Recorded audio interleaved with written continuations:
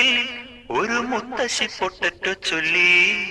കുഞ്ഞോളെ കുമ്പാളി മാമുണ്ട് ചാഞ്ചാടു.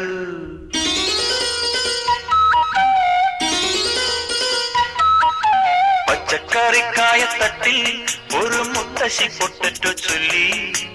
കുഞ്ഞോളെ കുമ്പാളി മാമുണ്ട് ചാഞ്ചാടു. വെള്ളരി പിഞ്ചു പോലും ചുമ്മാ കള്ളക്കണ്ണീരൊഴുക്കി.